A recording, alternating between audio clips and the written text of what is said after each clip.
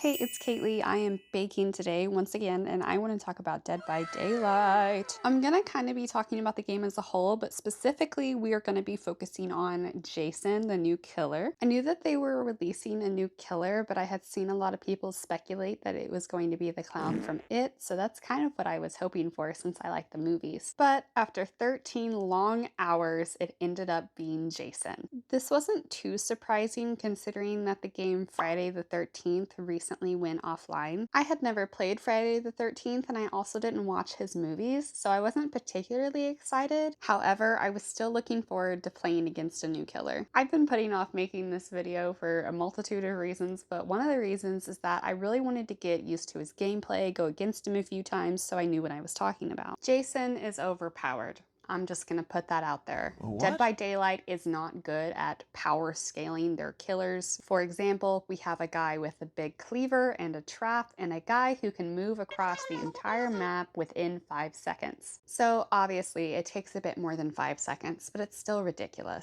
What does this ability and his other abilities look like, and why does this matter? Why does it affect the game? This fog ability is called Omnipresent Evil. When Omnipresent Evil is used, he goes invisible while a thick fog layer covers the ground. In this mode, he can see you while you are walking, running, standing still, on a gen, and get this, even while you're in a locker. The only way to be safe from being seen is by crouch walking, specifically crouch walking. Unfortunately, this is not foolproof. Every time you go to crouch walk, you will leave one red footprint every single time. Another thing about Omnipresent Evil is that he can only spawn through monster doors, vaults, or pallets. This might seem like a hindrance for him, but it's really not that big of a deal considering there are pallets, vaults, and blocked doors everywhere, especially next to gens. And if you've ever played Killer before, killers can see the gens, all of them. The best thing that I found to do against him is as soon as the fog pops up, crouch walk and move away from everything. Yes, this will slow you and your team down, but it's literally all you can do against this guy, at least that I know so far. The next ability I want to talk about with him is his spikes or hooks. There are little piles of scraps throughout the map that he can pick up spikes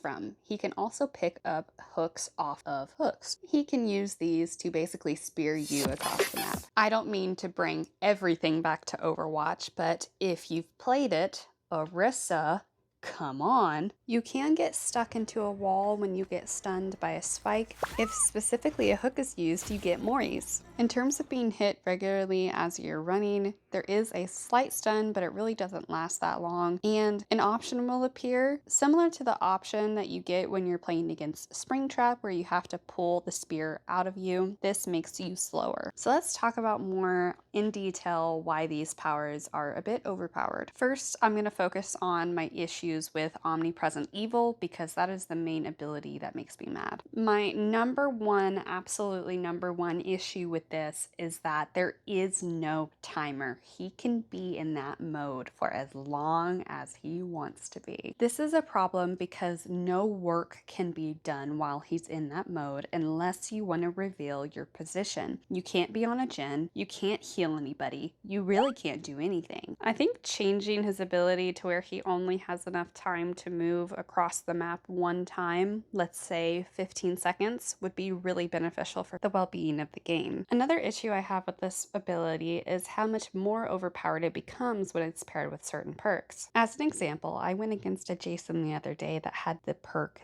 Deer Stalker. If you aren't familiar with this perk, it allows the killer to see the survivor with the lowest amount of chase time every 30 seconds. This basically allows him to see a random survivor every 30 seconds in his fog, no matter if they're crouch walking or not. In this game, there are several aura reading perks for killers. So although I have not done research on different kinds of perks and how they would interact with the fog, I am certain that there are more and they can get even worse. He can also hit survivors as he is going into Omnipresent Evil, but I'm not sure how big of a deal this is because how likely is it that you're going to be that close to him? On top of every other point I made, and no, I don't want him to be nerfed into the ground, maybe it would be beneficial to make it to where he can only spawn on vaults or pallets rather than both plus the blocked doors. Now let's move on to his spike ability. I don't have a crazy amount of problems with this ability because there are other killers with projectiles, although I'm not sure if any of them put you out of position like his. It's that you can hit someone almost right after they get speared. I really think there should be a longer time after he throws the spear before he's allowed to hit. I do want to touch more on the power scaling between killers. First of all, I want to say that just about any online multiple character competitive game you play is going to have issues with power scaling. Some games will have more issues with this than others, especially if they themselves don't play the game and or don't listen to their fan base. Overall, it is really hard to make a bunch of characters be at the exact same fairness level. This is especially hard in a game like this where you have killers who are basically the destroyer of worlds and a guy with a chainsaw. Characters that are canonically really strong would realistically be way more powerful than their not so strong counterparts. In this particular instance, I believe Jason has some sort of supernatural thing going on. However, in competitive settings like this one, the differences in their power and how it affects the game can become a real issue. Now, I'm not dogging on behavior. These are just my thoughts. There may be some people out there that think this is balanced. That may be the case, but in my opinion, some things could be switched around. In terms of Jason himself, although I do feel like he's overpowered, I expected that 100%. You see this time and time again in video games, especially games that get your money. No one wants to wait a month to buy an average powered character, and they know that. Just as an example, in Overwatch, when they're coming out with a mythic skin or a mythic weapon skin for a character, they almost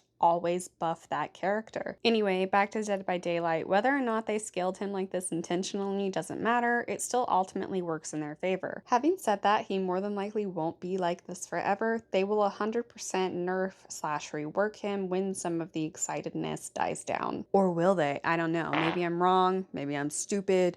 Maybe they just won't touch him. Let's talk about some positive things surrounding him and what perks you might want to use when going against him. They did a good job designing his actual character model. It looks very good, looks just like him. His chase music, or just music in general, is what I think deserves the spotlight. It very much gives old school slasher movie, and it might be one of my favorite musics from the killers. Okay, what perks might be good against Jason? Nia's perk, Urban Evasion, was the one that I immediately thought of when I first went against Jason. This perk allows you to move significantly faster while crouching, which would help counter his fog a lot. This one I think is good in almost any scenario because I use it. That would be Sprint Burst. If he unfortunately finds you while using his fog ability, or you are actively trying to run away from his spear throwing, having that quick burst of speed could really help. Kate's perk, Windows of Opportunity, could also be a really good perk for him. This would allow you to see vaults and pallets where he might appear. Unfortunately, my phone died before I was able to show the actual frosting process, but I can assure you, you really did not miss much. I am not very experienced with making or decorating cakes. It's something that I hope to become better at in the future. Before I show you the cake, here is my very special model that I used. Everybody say hello to Hamilton.